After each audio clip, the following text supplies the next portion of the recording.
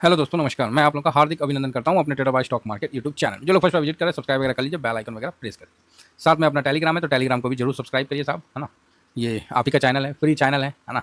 आराम से ज्वाइन करिए। और ये स्विंग है, ये शॉर्ट स्विंग है, ठीक है साहब। तो बढ़िया है, मस्ती में रहिए मज़े में रहिए। और इन्वेस्ट करना है और अच्छे से करना है और अच्छे से वेल्थ बना के आगे बढ़ना है। इसका ये मतलब नहीं है कि टेंशन होकर फ्रस्ट्रेट होकर अपना ही मतलब सर का बाल नोच ले है ना। तो आराम से करना है साहब, कोई जल्दबाजी नहीं है। हमें आपको ही पता है कि मार्केट में ऐसा नहीं होता है कि आ जाएँ और आज ही से आपका प्रॉफिट शुरू हो गया। नहीं, नहीं, नहीं, मार्केट में आके फिर बैठना पड़ता है, हर तरह की बातें ये वो सब समझना पड़ता है। तो चलिए शुरू करते हैं। तो आज भाई साहब मार्केट ने स्वाद दे दिया। सब बेयरिश थे, अपन कल भी पॉजिटिव थे। बोल रहे थे नहीं कि हो गया भाई, पता चल गया कि क्या हुआ नहीं हुआ, ठीक है। हम एग्री करते हैं कि हम किसी के भी पक्ष में बोलने से खड़ा नहीं हो पा रहे, क्योंकि हमें ईरान भी बेनिफिट दे रहा है, हमको इसराइल भी, दोनों अपना मतलब है। बल्कि इसराइल से काफ़ी ज़्यादा डिफेंस वगैरह में हम लोग का पार्टनरशिप है। ईरान ईरान से तेल वगैरह और भी कई है, तो कई चीज़ है। तो हम लोग को बहुत साइलेंट यहाँ पर ही रहना पड़ रहा है। बाकी मार्केट ऑलरेडी ये चीज़ समझ चुका है कि जो होना था वो हो गया है, ठीक है। तो कुछ नया होता है तो कुछ बड़ा होगा, अदरवाइज फिर ठीक है। तो ये बात अपने को समझ के चलना है। लेकिन आज मज़ा आया मार्केट में, है ना। तो मार्केट नीचे भी आया ऊपर भी आया, मज़ा आया।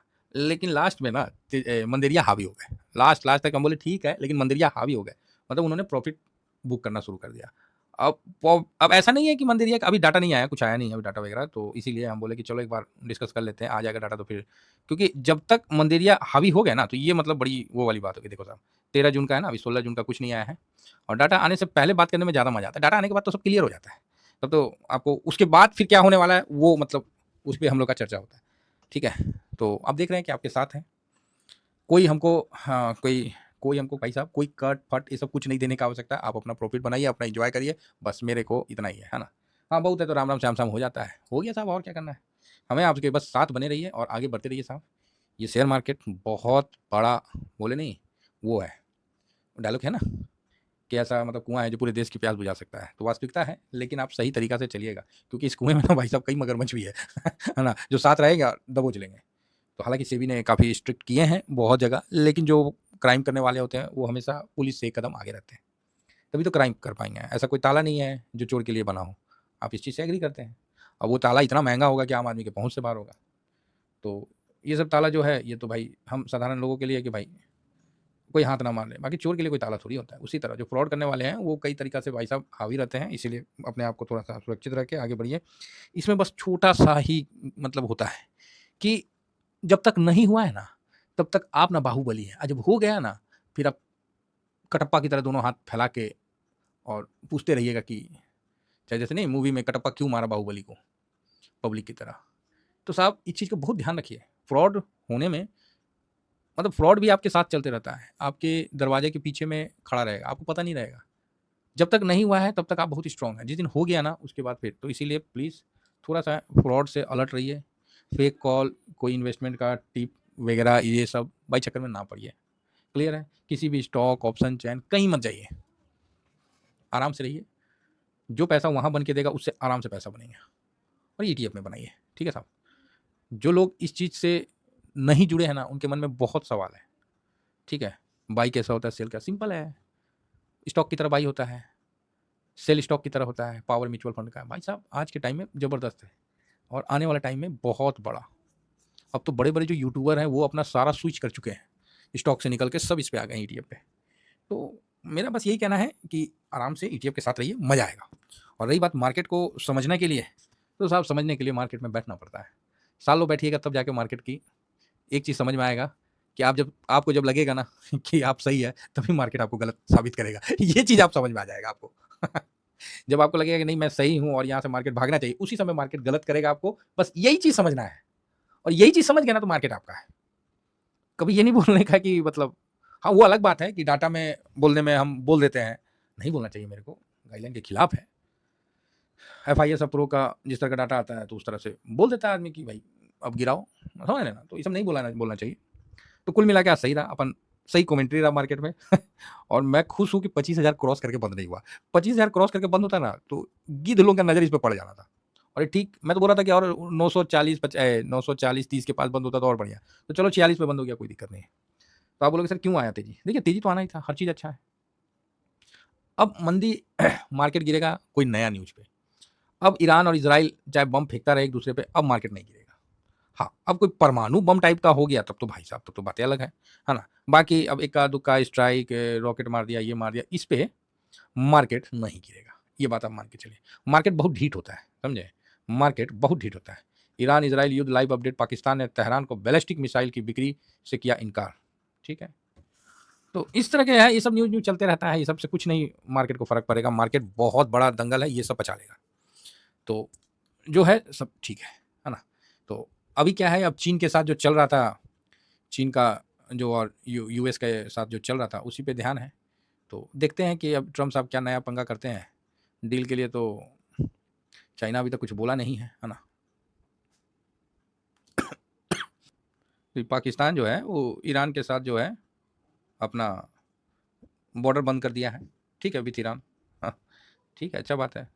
इनका अपना ग्लोबल अपना चल रहा है, अपने आकाओं को खुश कर रहे हैं, अच्छी बात है, कोई दिक्कत नहीं है। तो अभी यहाँ क्या है कि एफआईएस का जो फोकस है ना वो इंडिया की तरफ है। अब देखिए 300 बिलियन निकला है, आना तो पड़ेगा, ठीक है, आना तो पड़ेगा। G7 शिखर सम्मेलन फिर से बर्बाद कर देगी। सॉरी, अरे यार बीच बीच में खांसी आ जा रहा है, पता नहीं क्या हो गया।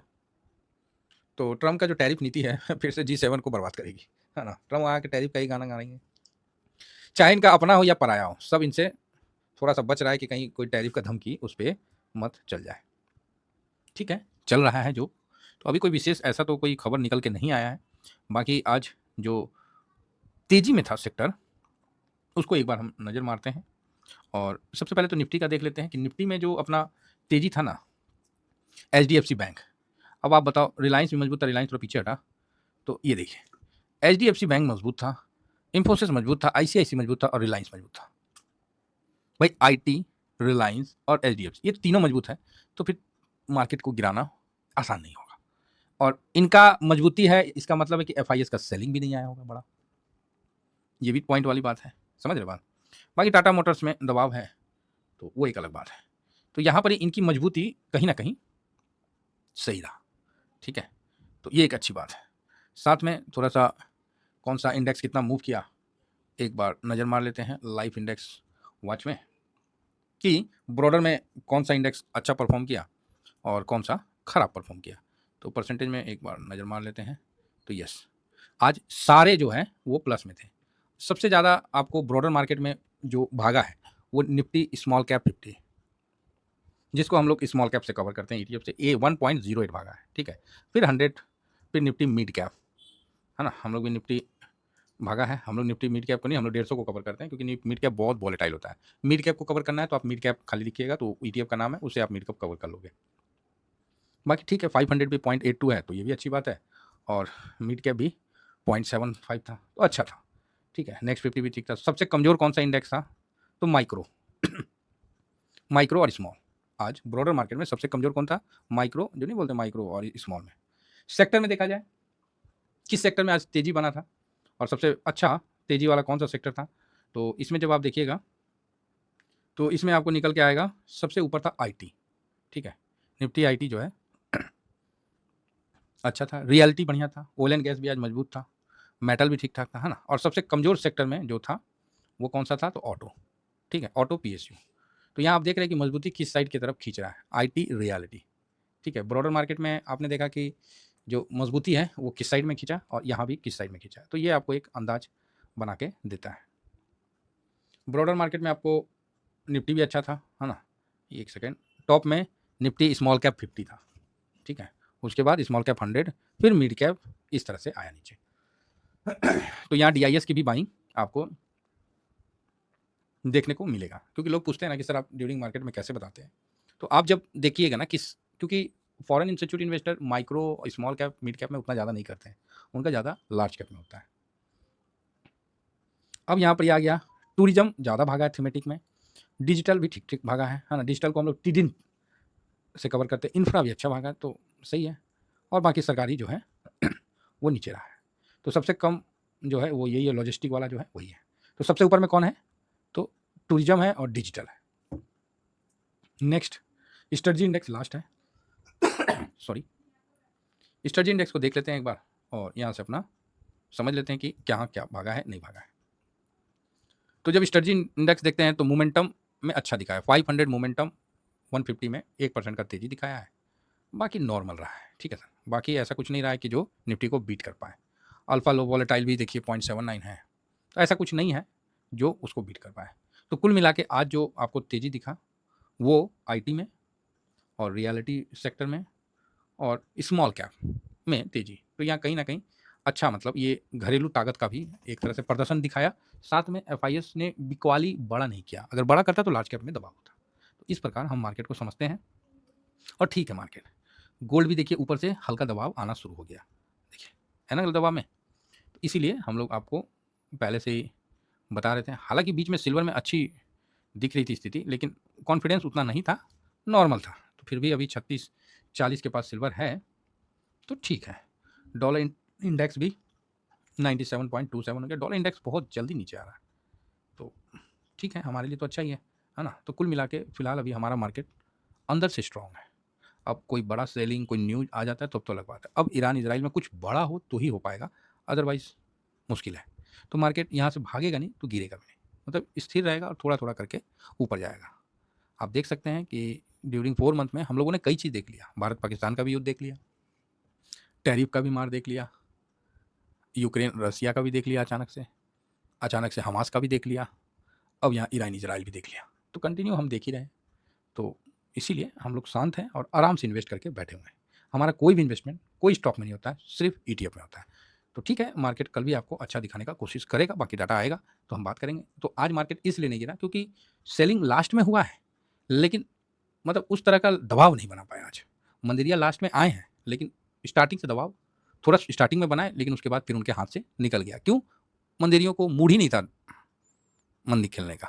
ठीक है, चलिए इतना ही कहकर अपनी वाणी को विराम देता हूँ। Thank you very much. जय हिंद जय भारत।